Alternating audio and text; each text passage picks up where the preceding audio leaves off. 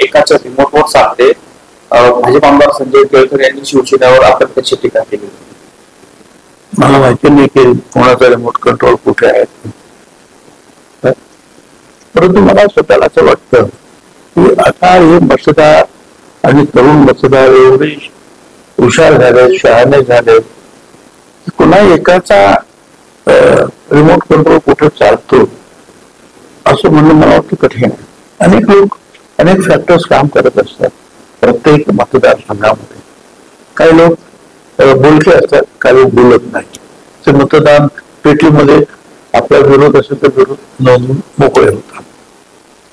Bogus लाडक्या बहिणींचा सुळसुळाट झाला. दोन्ही उपमुख्यमंत्र्यांसह ज्येष्ठ मंत्र्यांच्या जिल्ह्यात सर्वाधिक प्रकार उघडकीस आले. काही केवायसीचे प्रॉब्लेम सापडले. अशा अनेक जवळजवळ राज्यभरात 26,34,000 बोगस लाडक्या बहिणी दरमहा 1,50,000 रुपयांचा निधी सरकारकडून घेऊन बसत होता. त्यावेळेला त्यावेळेला निवडणूक एका तोंडावर होती. सर्व आमदार आणि सर्व काही मुख्यमंत्री उपमुख्यमंत्री सगळे आपापल्या निवडणुकांच्या कामामध्ये गर्क होते. आणि मग अशा वेळेला कोणी काय नोंदलं, कोणी काय नोंदले, कोणी काय नोंदले, आणि त्यावेळेला हे सगळं पाहायला तर ठराविक वेळेमध्ये सुरू करायचं होतं लाडक्या बहिणीचं अनुदान. आणि मग जे आहे ते मग मंजूर करण्यात आलं. पण त्याच वेळेला मला आठवतं की मंत्रिमंडळात सुद्धा अशी चर्चा झाली होती की काही ठिकाणी गडबड आहे असं वाटतं.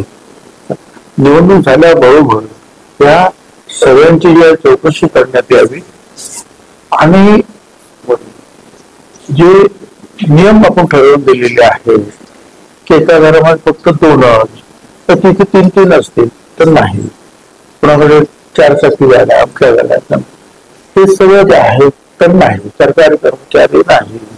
त्याच्यानंतर दुसरी जर एखादी सवलत ते घेत असतील महाराष्ट्र सरकारकडून तर त्याच्याबद्दल, तर या सगळ्या गोष्टींची जी आहे त्या नियमाच्या बाहेर जाऊन त्यावेळेला सगळ्यांनी पटापट अर्ज भरले. आणि त्यावेळेला कोणाला नाही म्हणतात सगळ्यांना कुणालाच कोणीच ऑब्जेक्शन घेत नव्हतं. पण आता जर या सगळ्या गोष्टी बाहेर यायला लागल्या तर मला असं वाटतं की मी मागे सुद्धा सांगितलं की कुठलीही कारवाई न करता हे जे ज्या भगिनीने घेतलेले आहेत आणि ते नियमात बसत नाही, त्यांनी स्वतःहून सांगावं की मला ही सवलत नको असल्याचा टोला सुप्रिया सुळेंनी फडणवीसांना लागवलाय. 6 वेळा मी मुख्यमंत्र्यांना वेळ मागितला पण त्यांनी दिला नाही आणि एकाच वेळेत मला शहाणी वेळ देऊन त्यांनी माझं कामही केले. नाशिकच्या एका कार्यक्रमात सुळेंनी हटवलं. चांगली गोष्ट आहे ना. बीजेपीच्या मंत्र्यांनी मग ते हे नाही तर ते त्यांनी कामं केली, हे महत्वाचं आहे. साहेब, मी रामकृष्ण हरी म्हणणारी आहे, म्हणजे मी रामकृष्ण हरिवाली आहे तरी मटण खाते असं वक्तव्य त्यांनी काल सभेत केलं. त्यामुळे पुन्हा नवीन वाढायला माझं स्पष्ट म्हणणं आहे, सरकारनं आणि कोणीही काय खावं याच्या बाबतीमध्ये जास्त लक्ष देण्याची गरज नाही. साहेब, शेवटचा प्रश्न. पुणे आता मनमाडून पुन्हा अशी माहिती मिळते का पुणे पुन्हा जाम होतं.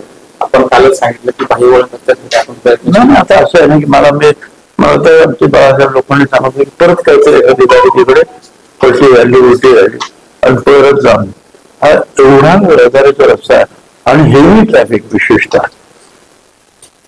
मोठमोठे ट्रॉलर्स, मोठमोठे कंटेनर्स आणि मध्ये टर्न वगैरे घेत असताना ते पाण्यामुळे म्हणा, चिखलामुळे म्हणा कुठेतरी ते घसरतात, कुठेतरी ते जातात. अशी सगळी अडचण इथे निर्माण होतात. आणि म्हणून सगळे पण भेटले आपल्या नितीन गडकरींना ते इथून जो आम्हाला काहीतरी मार्ग काढला पाहिजे. मार्ग 2 होते. एक तर एरियामध्ये शहरामध्ये फ्लायओव्हर टाकणं किंवा बाह्य वळण करणं आणि 4 पदरी जे आहे सिमेंट कॉन्क्रीटचा रस्ता करणं.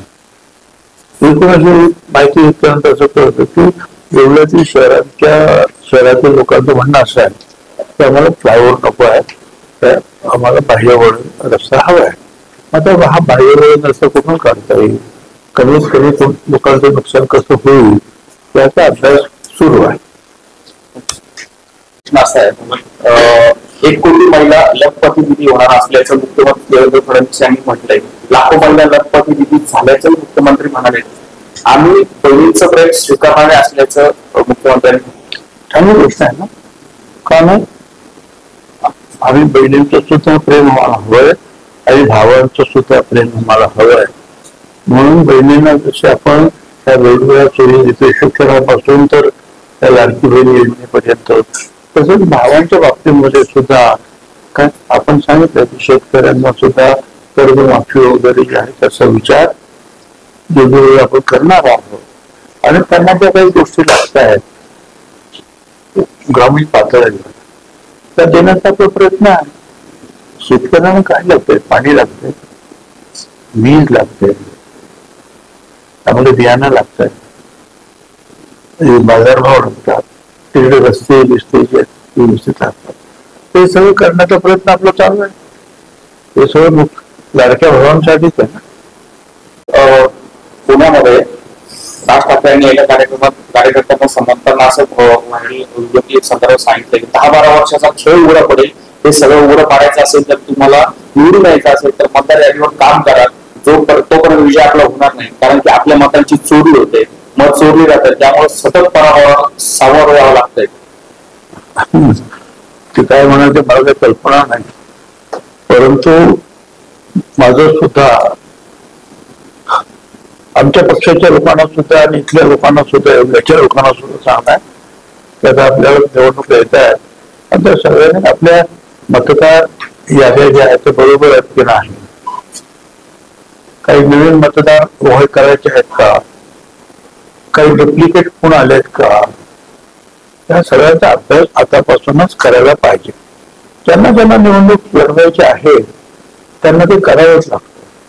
कारण आता ऐन निवडणुकीच्या वेळेला फक्त आपलं तिकीट घेऊन निवडणूक लढवणं यापेक्षा अगोदर पासूनच मतदार याद्या तपासून तिथून काम सुरू करणं हे महत्वाचं असतं.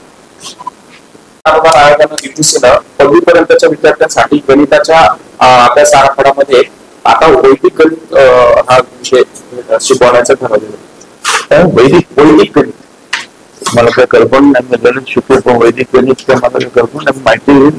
वैदिक काळातलं जे सूत्रांवरून आधारित अंकशास्त्र गणित तुम्हाला माहिती आहे का ते काय? मी सांगतो.